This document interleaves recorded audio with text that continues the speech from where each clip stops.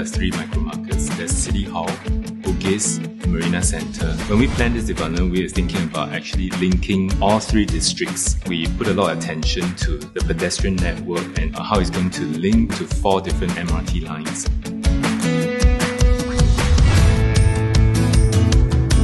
We are going to attract thousands of talented people who come into Guocoland Midtown. When we talk about rejuvenating a location, it is not just the physical, but it is really that influx of this new group of people. It will catalyze the transformation that's already happening in that district. So when we looked at the site, we're getting the essence of the old neighbourhood with the contemporary tower city and putting the 2 together. Rather than just a podium development with a series of towers, what we're trying to do is create a bit of urbanity, a bit of city building back on this site. So we're getting the fine-grained human-scale development coming out of that, together with the towers. In fact, we've got 7 different squares and gardens. So it's broken down. So it's not a massive, it's, as we keep talking about, this sort of human scale. While they could accommodate large events, the notion is you'll feel very comfortable within them. Guocoland Midtown will not be a product that is on a standstill, but it will continue to grow, evolve. You are part of a dynamic development. When we design residential property, we always think about it from the user's perspective. So one of the things that has become quite clear is that our lives are now much more integrated. So we have conceptualized and designed the residential apartments as basically for live, work or entertain at home. If you look at the layout plan, it's actually a rectilinear space. It's not a space that appears to be disjointed.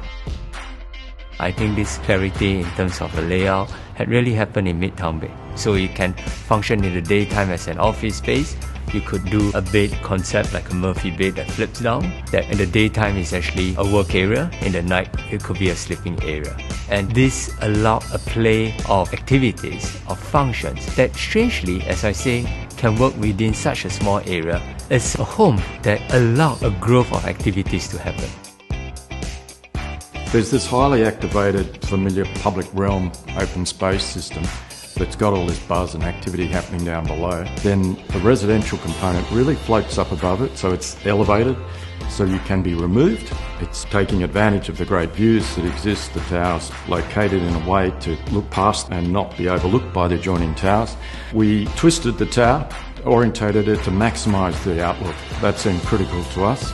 So once you're in your own unit, you're in your own private space, but if you want to get out, it's all happening down below you in the gardens and squares in the Midtown that we've created.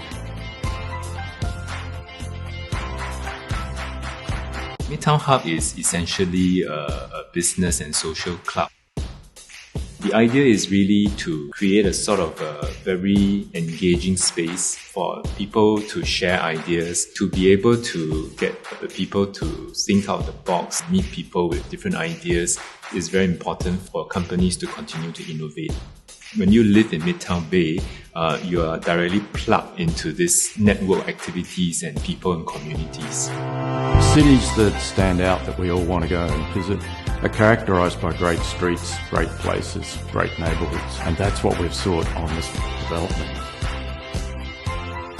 It's simple yet powerful, and there's so much things that's happening inside, and I can't wait to see the whole development complete.